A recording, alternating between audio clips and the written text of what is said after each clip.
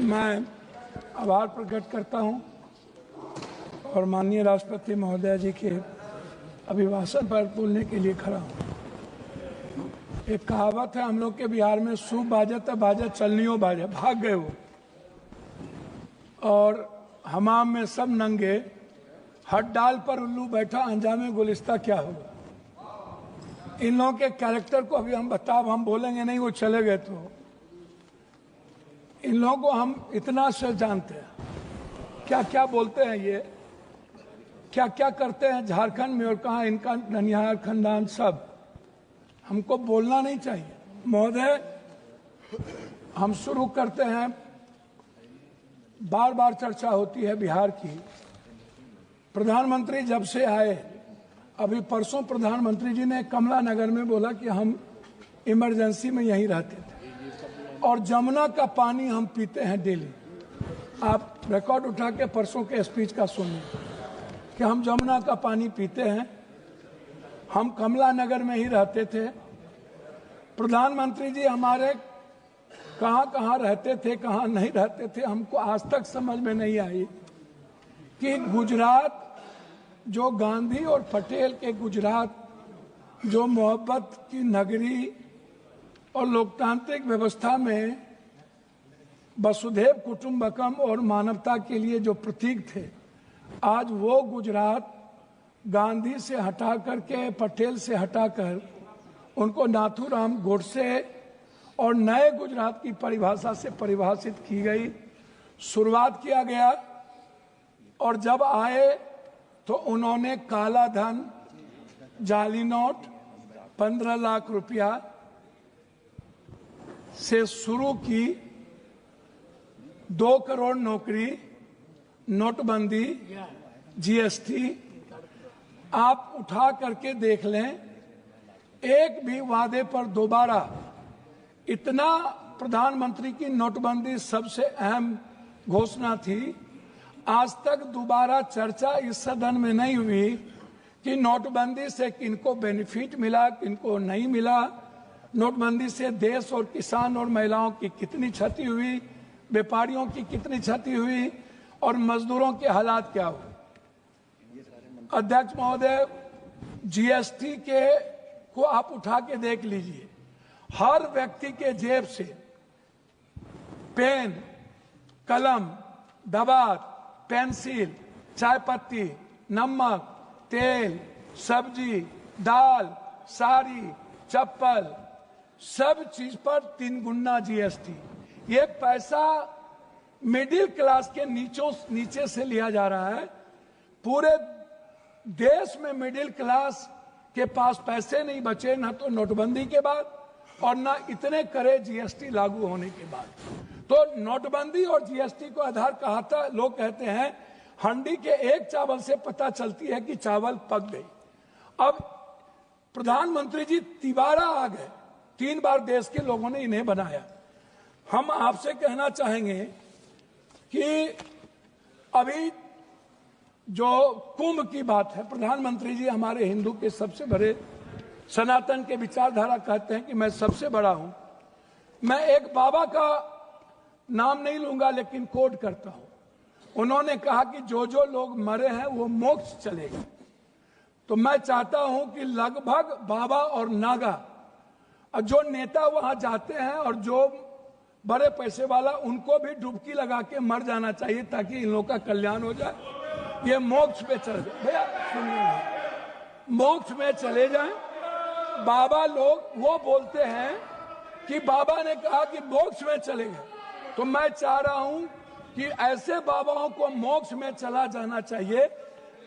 दूसरी बात, मैं अंडरस्टैंड यंग, वो साधु संतों बाबाओं को आशीर्वाद दे रहे हैं, बाबाओं को आशीर्वाद दे रहे हैं। जी जी जी, मैं भैया, दूसरा बात, उन्होंने अंडरस्टैंड यंग को ही उन्होंने 2000 करोड़ का लगभग उन्होंने ठेका दिया, जबकि 13 में 19 में इन्हीं को कुंभ मेला का ठेका दिया गया था।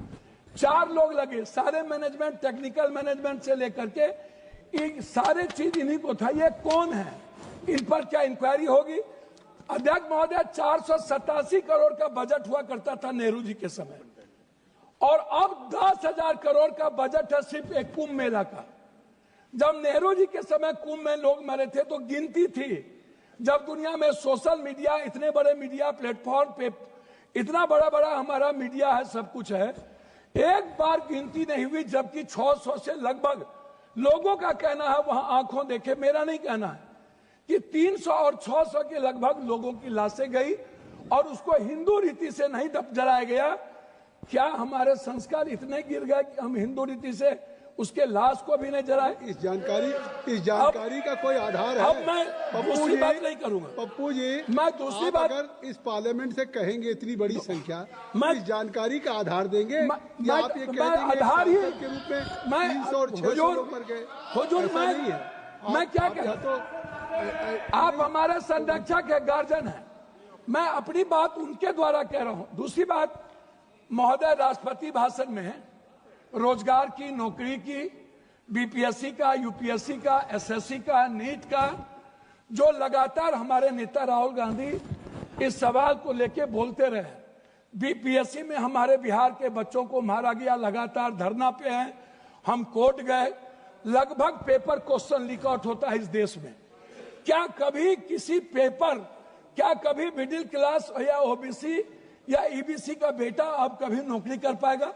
3 बार प्रधानमंत्री रहते हुए आदरणीय प्रधानमंत्री जी के कार्यकाल में रेलवे की वैकेंसी नहीं निकली, बैंकिंग की वैकेंसी नहीं निकली, लगभग अग्निवीर हो गया। और इतना ही नहीं, नियोजित और संविदा की खेती होगी, परमानेंट नौकरी अब नहीं मिलेगा, नौकरी लगभग प्राइवेट की ओर चला गया। तो प्राइवेट में तो अध्यक्ष जी आरक्षण है नहीं, तो ओबीसी, ईबीसी, एसटी, एससी का बच्चा तो गया। आपने तो हमला कर दिया है आरक्षण पर, 67% आरक्षण नहीं देंगे। अब जाति जनगणना की बात बीजेपी के मुंह से शोभा नहीं देती। मैं कुछ और नहीं कहूंगा, मैं सिर्फ इतना कहूंगा बिहार के बारे में कि जब बिहार की चर्चा होती है, जब ये लोग करते हैं, अभी मैं आपको एक ऐसा चीज दूंगा अध्यक्ष महोदय, एड्रल इंडस्ट्रियल सॉल्यूशन कंपनी, ये निजी कंपनी में सहारा इंडिया भी आता था। सहारा इंडिया लगभग 3 करोड़ लोगों का पैसा अभी झारखंड, आप तो किसी भी स्टेट के साथ सौतेलेपन का व्यवहार करते हैं, आप तेलंगाना देखिए, बेंगलोर देखिए, झारखंड देखिए, झारखंड का आप जीएसटी का पैसा नहीं देते हैं, झारखंड की बंद पड़ी फैक्ट्रियों का आपके रीजन में बंद हुआ, झारखंड में आप, झारखंड की इकोनॉमी की स्थिति क्या है आप उस पर चर्चा नहीं करते हैं, आप बंगाल पे भी चर्चा नहीं करते हैं, बिहार की जीएसटी का पैसा नहीं मिलता है। तो जो लोग ये बात उठाते हैं, मेरा कहना क्या है अध्यक्ष महोदय कि एजुकेशन पर कितना बजट आप देखेंगे, ये मेरे पास है महोदय, 2014 में 7.4, 2024 घट के हो गया 6.4, 19 में 2020-21 में 6.6 की गिरावट आ गई आर्थिक विकास दर में। महंगाई की स्थिति आप देख लीजिए सर, ये कहते हैं ना लगभग 84 से 86 करोड़ को आप कौन सा चावल दे रहे हैं आजादी के बाद, कौन सा? 84 करोड़ 5 लाख चावल पर यह देश पैदा हुआ है। हम 140 में 84 करोड़ जीडीपी की बात करने वाला है, हम उनसे पूछना चाहेंगे कि मेरे रुपये की गिरावट कितनी है, मेरी वैल्यू कितनी है, कृपया सब और पर कैपिटा इनकम सर वही हम आपसे है। 9 मिनट हो गया। सर मैं बिहार के बारे में कह के बंद करता हूं, जब आप कह रहे हैं तो मेरा कहना आपसे ये है, अभी तक भी तो आप बिहार मेरा कहना ये है कि आप की जो विदेश नीति है, अभी बांग्लादेश, सर वही आ रहा हूं सर, बांग्लादेश गए थे आईएसआई के चीफ, 3 दिन वहां रहे, भूटान की आधी सरकार चीन में थी, हमारे प्रधानमंत्री बहुत मजबूत हैं, नेपाल के बॉर्डर पर पूरा का पूरा चीन का एयरपोर्ट बन गया, पूरा। सर पोखरा में जाके देखिए, वहां के सैनिक चैन के उतरते हैं। सर एएसआई के एजेंट क्या कर रहा था? सर भूटान के मंत्री चीन में आज 15 दिनों से क्या करते हैं?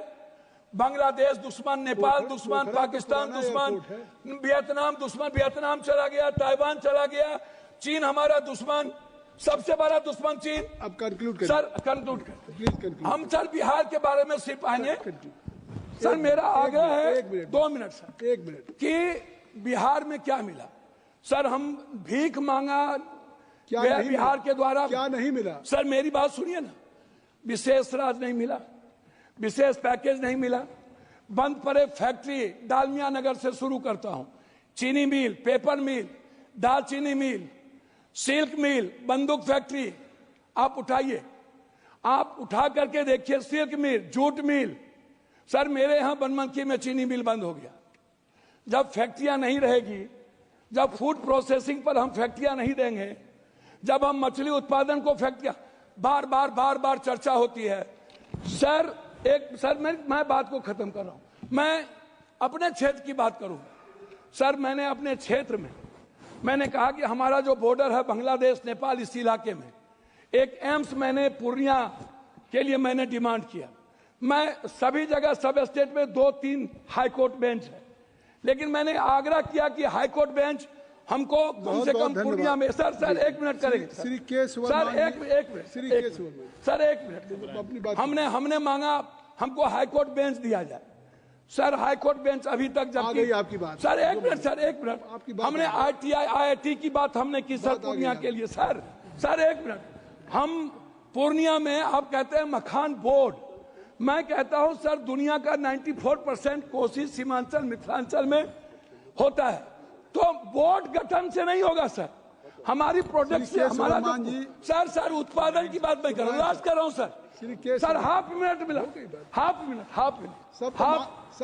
मिनट सर मैं मक्का और मखान और दूध की प्रोसेसिंग पर मैं आपसे सिर्फ आग्रह करूंगा।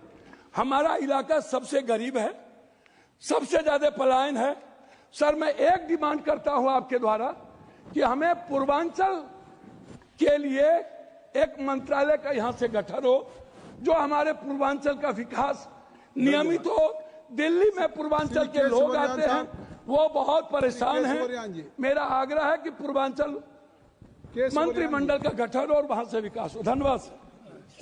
श्री के सुब्रमण्यम जी। स्पीकर साहब,